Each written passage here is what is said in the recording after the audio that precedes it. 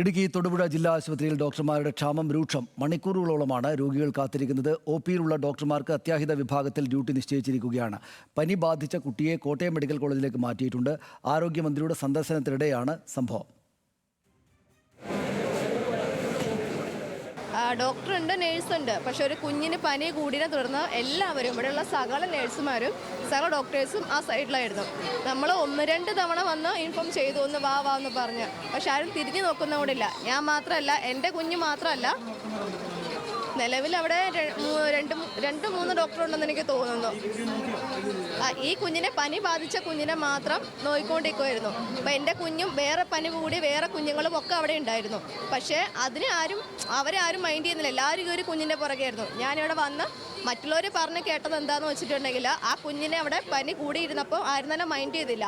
പനി കൂടി ഫിക്സ് ആകാറായ ടൈമിലാണ് എല്ലാവരും കൂടി അങ്ങോട്ട് ചെന്നത്. വിഷയത്തിൽ ആശുപത്രി സൂപ്രണ്ട് പ്രതികരിക്കുമെന്ന് പറഞ്ഞ് ആരോഗ്യമന്ത്രി ഒഴിഞ്ഞു മാറി. വലിയ പരാതി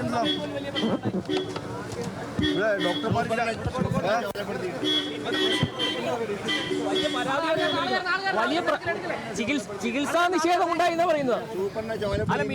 സന്ദർശനം നടത്തുന്ന ഘട്ടത്തിൽ ഇങ്ങനെ ഉണ്ടായാൽ പ്രതികരിക്കേണ്ടതല്ലേ? വലിയ പരാതി ചികിത്സാ നിഷേധം ഉണ്ടായെന്ന് പറയും. വിവരങ്ങളുമായി ആൽവിൻ തോമസ് ചേരുന്നു. ആൽവിൻ, ഇതിപ്പോൾ മന്ത്രി പ്രതികരിക്കേണ്ട കാര്യമാണോ അത്? കാരണം ഒന്ന്, ആശുപത്രിയിൽ ആൾക്ഷാമം ഉണ്ടെങ്കിൽ അവരോട് സൂപ്രണ്ട് തന്നെ പറയേണ്ടുന്ന കാര്യമല്ലേ? സൂപ്രണ്ട് എന്താണ് വിശദീകരിക്കുന്നത്? സൂപ്രണ്ടിനോട് ചോദിച്ചിരുന്നോ? എന്താണ് യഥാർത്ഥത്തിൽ അവിടുത്തെ പ്രശ്നം? മന്ത്രി വന്നതുകൊണ്ട് തിരക്കായിട്ട് ഡോക്ടർമാർ വേണ്ട ചികിത്സ കൊടുത്തില്ല എന്നാണോ? അല്ലെങ്കിൽ ഡോക്ടർമാർ തീരെ കുറവായതുകൊണ്ട് എത്തുന്ന ആളുകൾക്ക് ചികിത്സ ലഭിക്കുന്നില്ല എന്നാണോ? എന്തുകൊണ്ടാണ് മന്ത്രി വന്ന ദിവസം തന്നെ ഇതൊരു വിഷയമായിട്ട് വന്നത്?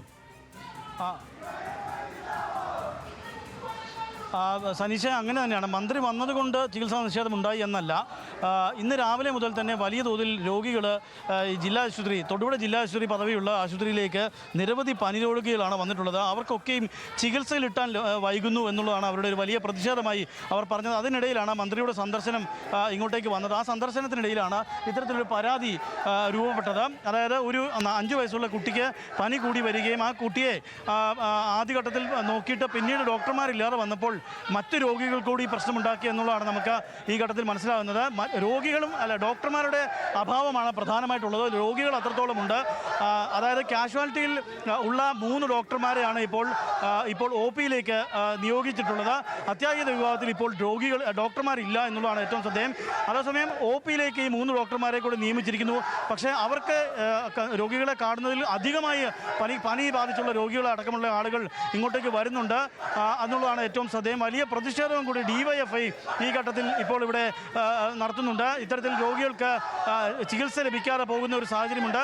ഇപ്പോൾ ആ കുട്ടിയെ കോട്ടയം മെഡിക്കൽ കോളേജ് ആശുപത്രിയിലേക്കാണ് മാറ്റിയിട്ടുള്ളത്. ആ കുട്ടിയെ രാവിലെ 10:30 കൊണ്ടുവന്നതാണ്. ഏതാണ്ട് അല്പം മുമ്പ് മാത്രമാണ് ആ കുട്ടിയെ ഇവിടെ നിന്ന് വിദഗ്ധ ചികിത്സയ്ക്കായിട്ട് മെഡിക്കൽ കോളേജ് ആശുപത്രിയിലേക്ക് മാറ്റുന്നത്. ഫിറ്റ്സ് അടക്കമുള്ള പ്രശ്നങ്ങൾ കുട്ടിക്ക് ഉണ്ടായി എന്നുള്ളതാണ് ഏറ്റവും ശ്രദ്ധേയം. ഇത്രയും നേരം ഡോക്ടർമാർ വേണ്ട രീതിയിലുള്ള ചികിത്സ നൽകിയില്ല എന്നുള്ളതാണ് ഇവിടുത്തെ ഒരു വലിയ പരാതിയായി ഉയരുന്നത്. നിരവധി രോഗികൾ ഇത്തരത്തിൽ പരാതി പറയുന്നുണ്ട്. ആ കുട്ടിക്കായി മാത്രം ചികിത്സയ്ക്ക് പോയപ്പോൾ മറ്റ് സമാന അവസ്ഥയിൽ വന്ന മറ്റ് രോഗികൾക്ക് ചികിത്സ നൽകാൻ കഴിയാത്ത സ്ഥിതിയാണ് ഉണ്ടായത്. ഇതിൽ നമുക്ക് കുറ്റം പറയേണ്ടത് ഈ സിസ്റ്റത്തെ തന്നെയാണ്. സ്വാഭാവികമായിട്ട് ഇവിടെ ഡോക്ടർമാർ അധികമായി ആവശ്യമുണ്ട്. 6 ഡോക്ടർമാരെങ്കിലും ഒ പിയിൽ ആവശ്യമുണ്ട്. പക്ഷേ അതുണ്ടായില്ല. അതേസമയം കാഷ്വാലിറ്റിയിലുള്ള ഡോക്ടർമാരെ ഇപ്പോൾ ഒ പിയിലേക്ക് നിയമിച്ചിരിക്കുകയാണ് എന്നുള്ളതാണ് നൽകുന്ന വിശദീകരണം. ഡോക്ടർമാരില്ലാത്തത് തന്നെയാണ് ഈ വലിയ ചികിത്സാ നിഷേധത്തിനൊക്കെ കാരണമാകുന്നത്. പ്രത്യേകിച്ച് 5 വയസ്സുള്ളൊരു കുട്ടിയാണ് രാവിലെ 10:30 മണിക്ക് പനി അധികമായി ബാധിച്ച സ്ഥിതിയിൽ കൊണ്ടുവന്നതാണ്. പിന്നീട് ആ കുട്ടിക്ക് ഫിറ്റ്സ് ഉണ്ടാകുന്ന സാഹചര്യമുണ്ടായി. അപ്പോഴാണ് ഇവിടുന്ന് മാറ്റാൻ കോട്ടയം മെഡിക്കൽ കോളേജിലേക്ക് വിദഗ്ധ ചികിത്സയ്ക്ക് മാറ്റണമെന്നുള്ള നിർദ്ദേശം ഏതാണ്ട് നിമിഷങ്ങൾക്ക് മുമ്പാണ് നൽകുന്നത്. ഇത് സംബന്ധിച്ചുള്ള ഒരു പ്രതികരണമാണ് നമ്മൾ ആരോഗ്യമന്ത്രിയോട് ചോദിച്ചത്. പ്രത്യേകിച്ച് അദ്ദേഹം സന്ദർശനം നടത്തുന്ന ഒരു സമയത്ത് കൂടിയാണ് ഇത്തരത്തിലുള്ള സംഭവങ്ങൾ. സ്വാഭാവികമായിട്ടും അദ്ദേഹം പ്രതികരിക്കേണ്ടതാണ്. പക്ഷേ അദ്ദേഹം ഈ വിഷയത്തെപ്പറ്റി ഒന്നും പ്രതികരിക്കാതെ, ഇവിടുത്തെ ഡോക്ടർമാരുടെ എണ്ണമില്ലായ്മ കൂടി പരിഗണിക്കാതെ അല്ലെങ്കിൽ പ്രതികരിക്കാതെയാണ് അദ്ദേഹം കടന്നുപോയത്.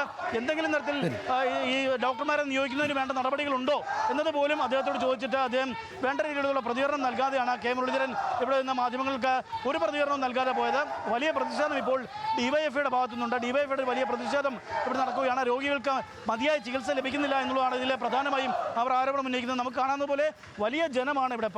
പനി രോഗികളായി എത്തിയിട്ടുള്ള നിരവധി ആളുകളാണ് ഈ ആശുപത്രിയിൽ ഈ ഘട്ടത്തിലുള്ളത് എന്നുള്ളതാണ് ഏറ്റവും ശ്രദ്ധേയം. സ്വാഭാവികമായും ഇവിടെ ചികിത്സാ നിഷേധം ഉണ്ടാകുമ്പോൾ അത് വലിയ തോതിൽ ചോദ്യം ചെയ്യപ്പെടുക തന്നെ ചെയ്യും. അതിന് ഉത്തരം പറയേണ്ടത് മന്ത്രി തന്നെയാണ്. പക്ഷേ മന്ത്രി പറയുന്നത് ഇപ്പോൾ ആശുപത്രി സൂപ്രണ്ട് ഇത് സംബന്ധിച്ച് വിശദീകരണം നൽകുമെന്നുള്ളതാണ് മന്ത്രിയുടെ ഭാഗത്തു നിന്നുള്ള വാക്കുകൾ. അദ്ദേഹം പ്രതികരിക്കാതെയാണ് മടങ്ങിയിട്ടുള്ളത്.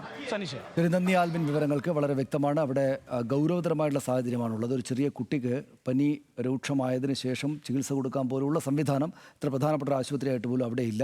സ്വാഭാവികമായിട്ടും അവിടെ ഡോക്ടർമാരുടെ ക്ഷാമമുള്ളതിനെക്കുറിച്ച് അപ്പോഴവിടെ ഉണ്ടായിരുന്ന മുഖ്യമന്ത്രിയോട് ചോദിച്ചപ്പോൾ മന്ത്രി അക്കാര്യത്തെക്കുറിച്ച് ഒന്നും പരാമർശിക്കാതെ പൊയ്ക്കളയുകയായിരുന്നു. അതുകൊണ്ടാണ് അവിടെ സമരം, അത്തരത്തിലുള്ള പ്രതിഷേധം കൂടുതൽ ശക്തമാകുന്ന സാഹചര്യം ഉണ്ടായത്.